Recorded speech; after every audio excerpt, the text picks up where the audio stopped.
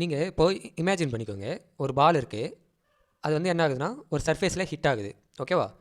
So ஒரு சர்ஃபேஸில் hit ஆகுதுன்றப்போ இனிஷியலாக இங்கே இருந்த பால் இங்கே இந்த இடத்துல தானே இருந்தது. ஸோ இனிஷியலாக இங்கே இருந்த பால் வந்து என்ன ஆகுதுன்னா இங்கே வந்து ஹிட் ஆகுது. ஓகே, ஹிட் ஆகுது, எல்லாமே ஓகே. இப்போது இதுக்குன்னு ஒரு மாஸ் இருக்கும், ரைட்டா?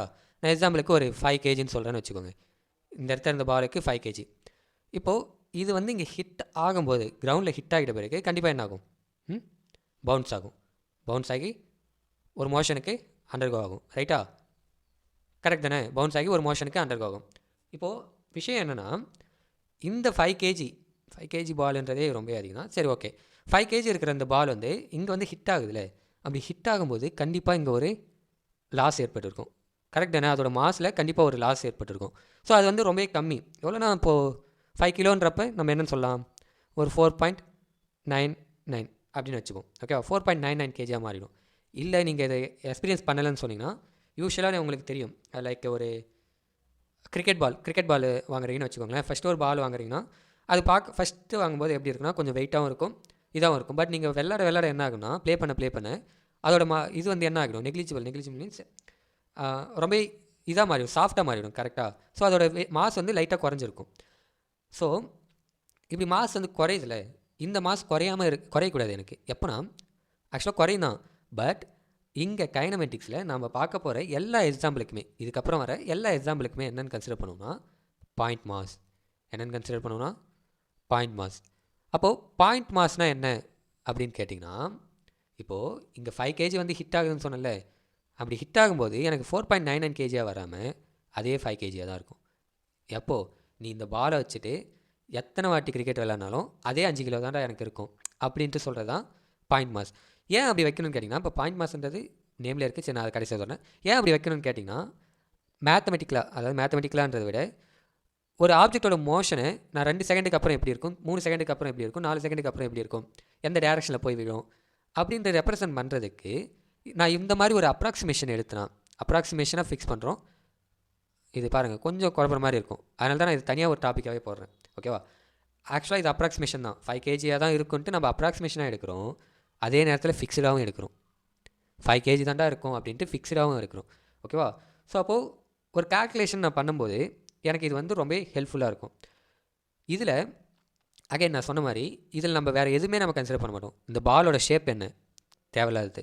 அதாவது பாயிண்ட் மாஸ் நான் கன்சிடர் பண்ணும்போது இந்த பாலோட ஷேப் என்ன, ஏன்னா ஓவர் த பீரியட் ஆஃப் டைமில் இந்த பாலோட ஷேப் ஃபஸ்ட்டு சர்க்கிளாக இருக்குன்னா போக போக ஸ்பியராக கூட மாறலாம். அது கரெக்டாக? ஸோ அதோட இன்டர்னல் ஸ்ட்ரக்சர் எப்படி இருக்குது அதுவும் எனக்கு தேவையில்லாது. இதோட சைஸ் என்ன அதுவும் தேவையில்லாது. எனக்கு நான் இந்த இடத்துல என்ன கன்சிடர் பண்ண போகிறேன்னா வெறும் மாஸை மட்டும்தான் கன்சிடர் பண்ண போகிறேன். வெறும் மாஸ். ஸோ அந்த மாஸை தான் நான் என்ன சொல்கிறேன்னா பாயிண்ட் மாஸ்ன்னு சொல்கிறேன். மேத்தமெட்டிக்கலாக பார்க்கும்போது இதுக்கான டெஃபினேஷன் வந்து என்ன சொல்லுவாங்கன்னா, point mass as finite mass ஃபிக்ஸ்டுன்னு சொல்லலாம், ஆர் ஃபைனட் மாஸ். கரெக்டாக? So finite spelling FINIT. Okay, so finite மாஸ்ன்னு சொல்லுவாங்க. பட் ஜீரோ டைமென்ஷன்னா அது எந்த குவாடினேட்டில் இருக்குது, எக்ஸில் இருக்கா, ஒய்யில் இருக்கா, இசட்டில் இருக்கா, இல்லை XYயில் இருக்கா, அதுனா எதுவும் எனக்கு தேவையில்லை. பட் ஃபைனட் மாஸ் தான் நான் அதை எடுத்துப்பேன், கால்குலேஷனுக்கு யூஸ் பண்ணுவேன். அப்போ நீங்கள் கேட்கலாம், ரியாலிட்டியில் அப்படி ஒன்று இல்லவே இல்லையேன்ட்டு. ஆமாம், ரியாலிட்டியில் அப்படி ஒன்று இல்லை. பட் நம்ம பாயிண்ட் மாஸ்ன்னு எடுத்து கால்குலேட் பண்ணும்போது நமக்கு அந்த கால்குலேஷன் இன்னும் சிம்பிளிஃபை ஆகி போகுது. ஓகேவா? எக்ஸாம்பிளுக்கு ஒரு 2 ஆப்ஜெக்ட்டுக்கு நடுவில் எவ்வளோ கிராவிடேஷனல் ஃபோர்ஸ் இருக்குன்னு நான் கண்டுபிடிக்கணும்னு வச்சுக்கோங்க. லைக் எர்த் அண்டு மூன், இல்லை எர்த் அண்டு சன்னு அப்படி வச்சுப்போம். ஸோ சன் வந்து இங்கே இருக்கார், எர்த் வந்து சுற்றி ரிவால்வ் ஆகிட்டு இருக்குது, சன்னை சுற்றி ரிவால்வ் ஆகிட்டு இருக்கும், நமக்கு தெரியும். ரைட்டா? இப்போது இது ரிவால்வ் ஆகிட்டு இருக்குது தான். இப்போது நம்ம பேசிகிட்டு இருக்க, நீங்கள் இந்த வீடியோ பார்த்துட்டு இருக்க இந்த நேரத்துலையுமே கூட எர்த் வந்து ரிவால்வ் ஆகிட்டு இருக்குது. கரெக்டாக?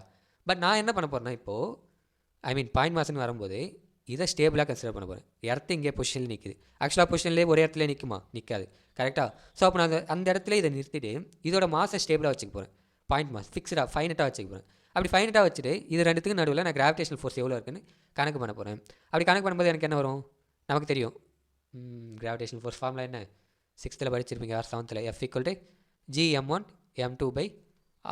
இதை போட்டால் நம்ம எவ்வளோ கிராவிடேஷனல் ஃபோர்ஸ் இருக்குன்னு நமக்கு தெரியும். பட் விஷயம் அது இல்லை, இதுதான். அப்போ நான் ஒரு மோஷனில் இருக்கிற ஒரு ஆப்ஜெக்டை ஃபிக்ஸ்டாக்கி நான் அதை கால்குலேஷன் பண்ணும்போது எனக்கு ஈஸியாக வந்து அதுக்கான வேல்யூ கிடச்சி போகுது. கரெக்டாக? பட் நம்ம எர்த்தோட மோஷனை நிறுத்த முடியாது. அதே போல் தான் இப்போ ஒரு கல் இருக்குன்னு வச்சுப்போம். ஸோ இங்கே என்ன சொன்னது தான், ஒரு கல்லோ இல்லை பாலோ இருக்குது. ஸோ அதை நான் தூக்கி போடும்போது இங்கே போகுது திரும்பி பட்டு அப்படியே எகிரி திரும்பி இங்கே வந்துடும். ஸோ இது வரையும் ஓகே. பட் நான் இந்த பாயிண்ட்டில் இந்த இடத்துல போகும்போது அதோட ஸ்பீடு என்ன அப்படின்னு கண்டுபிடிக்கணும்னா, அப்போ இந்த கல்லோட மாஸ் இந்த இடத்த வரும்போது நான் ஃபிக்ஸ்டாக வச்சுப்பேன். பட் ஃபிக்ஸ்டாக அந்த இடத்த இருக்குமா, எர்த்தோட கிராவிடேஷனல் ஃபோர்ஸ்னால கண்டிப்பாக அது கீழே வந்துடும். பட் நான் என்ன பண்ணுறேன், அது ஃபிக்ஸ்டாக ஆக்கிடுறேன். ஓகேவா? ஸோ இது வேறு எப்படி சொல்லலாம், உங்கள் புக்கில் இன்னொரு எக்ஸாம்பிள் கொடுத்துருப்பாங்க. என்னன்னா, இல்லை 2 எக்ஸாம்பிளுமே நான் சொல்லிட்டேன். பட் இந்த எக்ஸாம்பிள்லேயே இன்னொரு எக்ஸ்ட்ரா பாயிண்ட் கொடுத்துருப்பாங்க. அதாவது டிஸ்டன்ஸ் பிட்வீன் சன் அண்ட் எர்த்துக்கும் சன்னுக்குமான டிஸ்டன்ஸ் ரொம்பவே தூரம், கரெக்டாக?